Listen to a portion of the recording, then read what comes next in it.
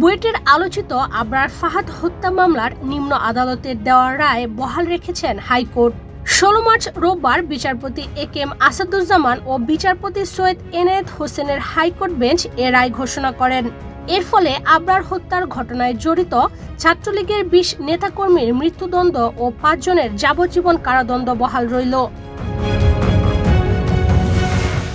মৃত্যুদণ্ডপ্রাপ্ত আসামিরা হলেন মেহেদী হাসান রাসেল, মোহাম্মদ অনিক সরকার ওরফে অপু, মেহেদী হাসান রবিন ওরফে শান্ত, ইফতি মোশাররফ সকাল, মোহাম্মদ মনিরুজ্জামান মনির, মেফতাহুল ইসলাম জিয়ন, মোহাম্মদ মাজেদুর রহমান মাজেদ, মোহাম্মদ মুজাহিদুর রহমান মুজাহিদ, মোহাম্মদ তাবাকারুল ইসলাম ওরফে তানভীর, হোসেন মোহাম্মদ তোহা, মোহাম্মদ শামীম বিল্লাহ, মোহাম্মদ সাদাত এ.এস.এম. নাজমুস সাদাত, মুনতাসির আল জেমি, মোহাম্মদ মিজানুর রহমান মিজান, এস.এম. মাহমুদ সেতু, শামসুল আরেফিন রাফাত, মোহাম্মদ মোর্শেদ ওরফে মোর্শেদ অমর্ত্য ইসলাম, ইহতেশামুল রাব্বি ওরফে তানিম, মোহাম্মদ মোর্শেদুজ্জামান মণ্ডল প্রকাশ জিসান, মোস্তফা রাফিদ।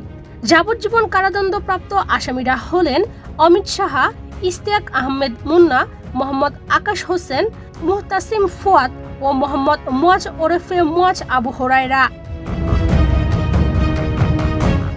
বুয়েটের ইলেকট্রিক্যাল অ্যান্ড ইলেকট্রনিক্স ইঞ্জিনিয়ারিং বিভাগের ২য় বর্ষের শিক্ষার্থী ছিলেন আবরার ফাহাদ। ফেসবুকে ভারত বিরোধী একটি পোস্টের জের ধরে ২০১৯ সালের ৬ অক্টোবর রাত ৮টার দিকে তাকে ডেকে নিয়ে যায় বুয়েট ছাত্রলীগের একদল নেতাকর্মী। তাকে শিবির আখ্যা দিয়ে ২ দফায় ২টি কক্ষে নিয়ে মারধর করা হয়। খবর পেয়ে রাত ২টার দিকে টহল পুলিশের একটি দল হল গেটে গেলে তাদের হলে ঢুকতে দেওয়া হয়নি। রাত ৩টার দিকে জানা যায় যে আবরার ফাহাদকে হত্যা করে একতলা ও ২ তলার সিঁড়ির মাঝামাঝি ফেলে রাখা হয়েছে। এর পরে ৪টার দিকে পুলিশ আবার হলে যায়। এরপর ডাক্তার মৃত ঘোষণার পর তারা মৃতদেহ ঢাকা মেডিকেল কলেজ হাসপাতালে নিয়ে যায়। ওই হত্যাকাণ্ডকে কেন্দ্র করে সে সময় উত্তাল হয়ে উঠেছিল বুয়েট সহ সারা দেশের শিক্ষা প্রতিষ্ঠান। সেই সঙ্গে প্রতিবাদ বিক্ষোভে সোচ্চার হয়ে উঠেছিল দেশের রাজনৈতিক অঙ্গন। তীব্র সমালোচনার মুখে পড়েছিল তৎকালীন ফ্যাসিস্ট সরকার। এ ঘটনার জের ধরেই তীব্র আন্দোলনের মুখে বুয়েটে ছাত্র রাজনীতি বন্ধ ঘোষণা করা হয়েছিল।